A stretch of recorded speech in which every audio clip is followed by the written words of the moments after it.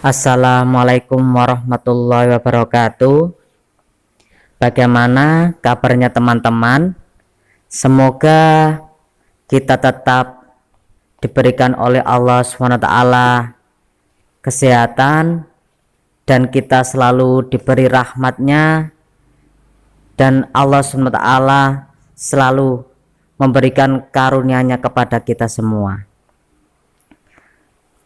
Teman-teman, seperti biasanya, sebelum kita memulai pembahasan, terlebih dahulu mari kita memuji dan bersyukur kepada Allah Subhanahu wa Ta'ala,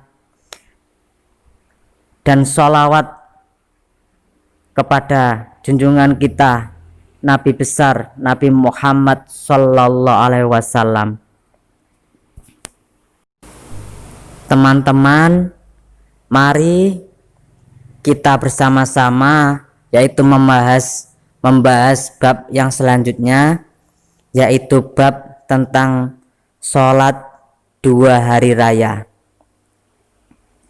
Apa itu sholat 2 hari raya? Yaitu sholat Idul Fitri dan Idul Adha. Kemarin kita sudah memahami beberapa hal tentang sholat 2 hari raya. Sekarang hari raya yang kita pahami kemarin adalah tentang hari kemenangan bagi seluruh umat Islam sedunia. Hari raya itu adalah hari kemenangan karena kita sudah sanggup berpuasa selama 1 bulan penuh pada bulan Ramadan. Teman-teman, mari kita bersama-sama membahas apa hukumnya sholat Id tersebut. Sholat 2 hari raya, sholat Idul Fitri dan sholat Idul Adha itu hukumnya sunnah muakkad atau suatu sunnah yang sangat-sangat disunahkan. Dan kapan waktunya sholat Id tersebut? Waktunya mulai dari terbitnya matahari sampai tergelincirnya matahari.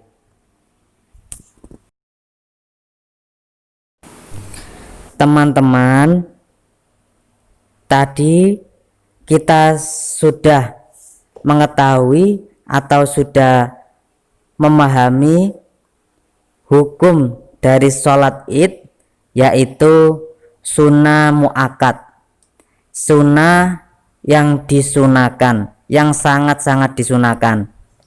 Kali ini kita akan membahas berapa sih jumlah rakaatnya sholat Id tersebut. Jumlah rakaatnya sholat Id yaitu 2 rakaat seperti sholat ba'diyah duhur,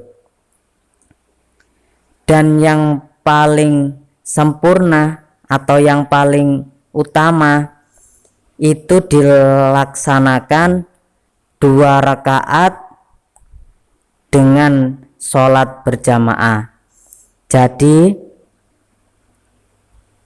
yang paling utama mengerjakan sholat Id itu dikerjakan 2 rakaat dengan berjamaah. Caranya yang pertama, kita bertakbir 7 kali pada rakaat pertama. Jadi pada rakaat pertama kita membaca takbir 7 kali, dan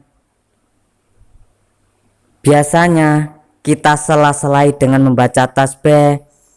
Setiap kita takbir, setelah takbir biasanya kita sela-selai dengan membaca tasbih, yaitu subhanallah walhamdulillah wala ilaha illallah Allahu akbar. Setelah kita membaca tasbih dan kita sudah bertakbir 7 kali, kita membaca doa iftitah dan dilanjutkan membaca surat Al-Fatihah. Setelah itu membaca surat-surat pendek. Dan pada rakaat kedua kita bertakbir sebanyak 5 kali. Jadi pada rakaat pertama kita bertakbir 7 kali, dan pada rakaat kedua kita bertakbir 5 kali. Teman-teman, sesudah kita melaksanakan sholat id, maka imam akan naik ke mimbar dan membacakan 2 khutbah dengan perincian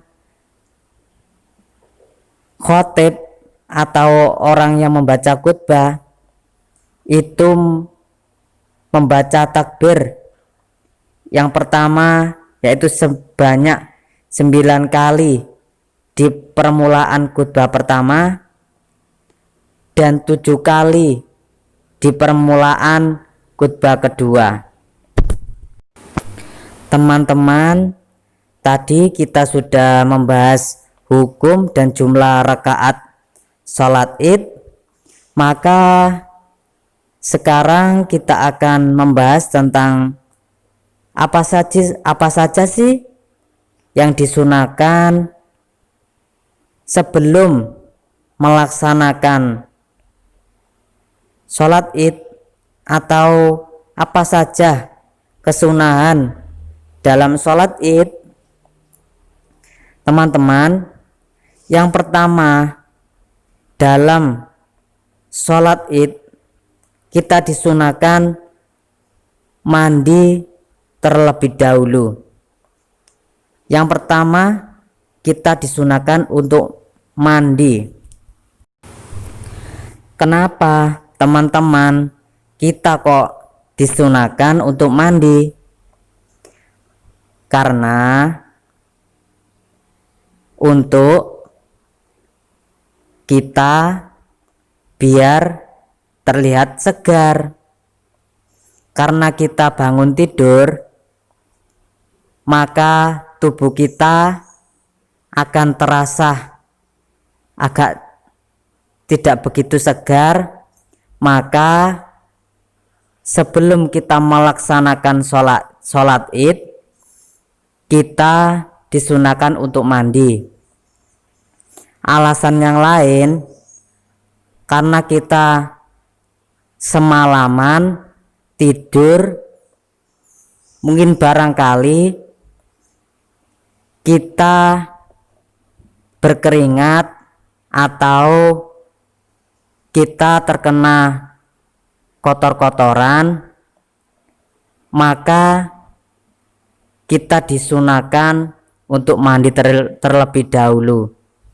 Mungkin juga bau kita setelah kita semalaman tidur dan kita terasa bau sekali, mungkin dari keringat atau bekas air liur, maka sebelum kita melaksanakan sholat id, kita disunahkan untuk mandi terlebih dahulu.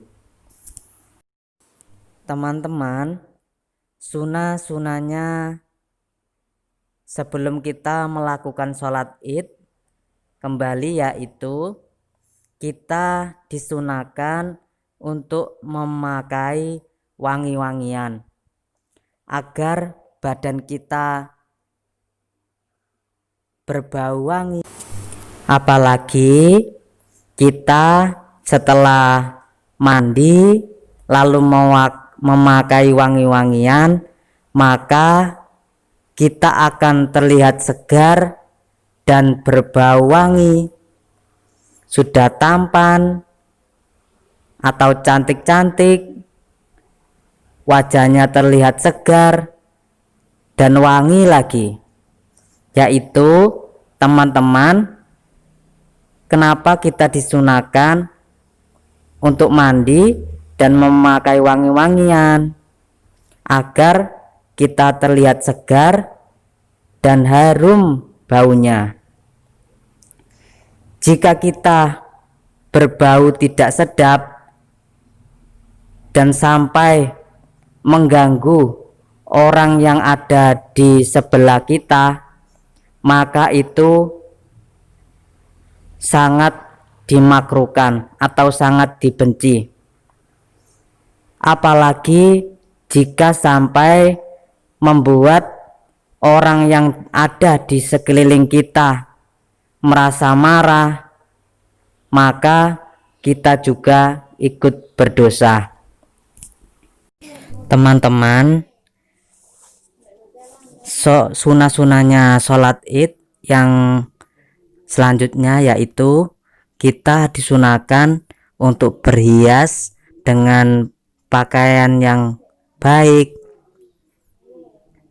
Pakaian yang baik bukan berarti pakaian yang baru atau pakaian yang gimana-gimana, tapi yang dimaksud di sini yaitu berhias dengan pakaian yang baik itu adalah yang penting pakaian tersebut bisa menutupi aurat kita dan pakaian tersebut suci, bersih, dan yang paling terpenting yaitu tadi, pakaian itu tidak harus baru, tapi yang terpenting pakaian tersebut bisa menutupi aurat kita dan suci.